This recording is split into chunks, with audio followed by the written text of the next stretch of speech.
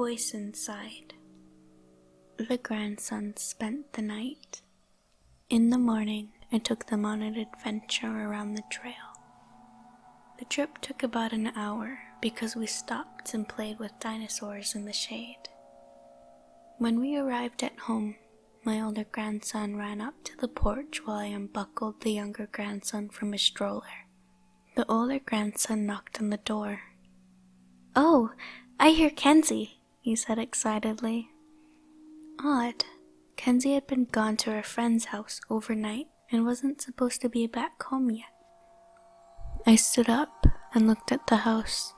It dawned on me that I had heard a female voice too. It seemed to come from inside the house. But no one was supposed to be home. It was just me and the kids today. The house should be empty. I just shrugged it off and assumed that Kenzie had come home early and let herself in while we were gone. I unlocked the door. My older grandson pushed his way in and ran straight for Kenzie's bedroom. He shoved the door open, excited to see her. I followed in behind him to ask Kenzie why she was home early, but there was no Kenzie in the room. Weird. I know we heard a girl's voice from somewhere in the house. I knocked on the other door to see if my son was home. Maybe he had brought a lady visitor over. I peeked in, and that room was empty as well.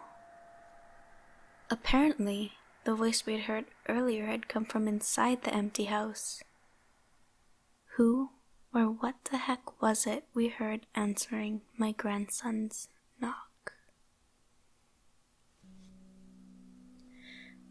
Weeping child. It was 1:15 a.m. I heard a little kid crying. Ain't no little kids in my house. The radio was on, and the crying sounds were barely distinguishable under the song that had been playing. I listened for a couple seconds, and yes, it was definitely a little kid crying outside the bedroom window. A cat whining, maybe?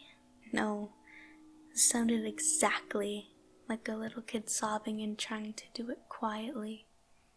I got up and turned off the radio. I heard the weeping sound one more time, but now it was very distant. I moved to the bedroom window, listened. Silence. I peeked out the blinds. Maybe somebody had their kid out at 1:15 a.m. walking around for some reason. But I saw no one. This isn't the first time I've heard the weeping child. I've heard it off and on over the years. More so this year though.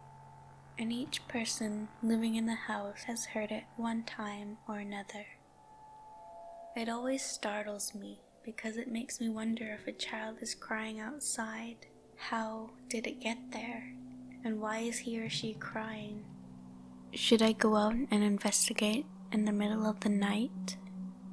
Has anyone else in Oswego heard the crying child?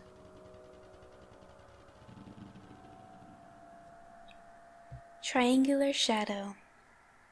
I was home alone in the dark and nerding out on the computer around 8 p.m. when in the corner of the room closest to me a watery shadow took shape. It was triangular, its sharpest point facing downwards. It quickly floated to within about a foot of my face, and it just hung there as if trying to see what I was doing on the computer. I glanced over at it out of the corner of my eye, and it just disappeared. Typically, I write the corner of the eye shadow manifestations off as the occasional dark eye floaty things. But this time, the thing didn't move when I looked sideways, like the other eye floaties do. It just stayed floating in view for a split second before it faded. I was startled, but told myself that whatever it was, it didn't feel threatening, so it was all okay. Triangular shadow people, who knew? sneaking footsteps. Every little sound woke me up at night. Creaks, cracks, crumples. I've gotten used to hearing all the sounds of the night. I could identify most and just go back to sleep. But this one night, we slept on the floor of my daughter's room. She had become afraid to sleep alone. I had just dozed off at my usual time around 2 a.m. when a loud noise startled me awake. I lay perfectly still in the dark, breath held, listening. I heard sneakers creeping around in the living room and dining room. Someone broke in was my first thought. I was about to shake my spouse awake when the footsteps came through the kitchen. I froze, just laid there on my side. I tried to think of what I could use as a weapon to defend us. The footsteps came down the hallway softly, almost patiently, padding along the carpet. They passed the first bedroom. I couldn't move. They padded to stand outside my bedroom door. I still couldn't move. I waited for the door to swing open. My spouse's head popped up suddenly. He looked around. I could finally breathe.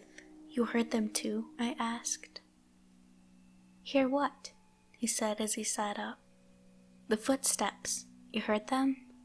"No," he answered. "You woke up just as they stopped at the door," I said, and pointed at the closed bedroom door. Suddenly I was fearful that someone might still be standing there. My spouse got up, rushed to the door, and ripped it open. He went down the hall. I followed, waiting to hear the sound of scuffling and fighting. But there was nothing. There was no one in the house except for us. Trench coat. It was winter. There was a little bit of snow falling. It was dark out, maybe around 10 p.m. I was going through my social media and happened to look out the window. I saw this weird, tall guy standing across the road in the street lamp light. He had a top hat. I couldn't see his face. There was nothing, just darkness. He had a long trench coat on, and it had weird gold designs on it. I had a strong feeling that he was looking right at me, even though I couldn't see his face. I got scared and looked down away from the window. After a couple of seconds, I looked up to find that he had disappeared. I was really scared. I didn't know if it was a real guy or something more scarier or more sinister. I felt threatened. I never slept with my head facing the window ever again.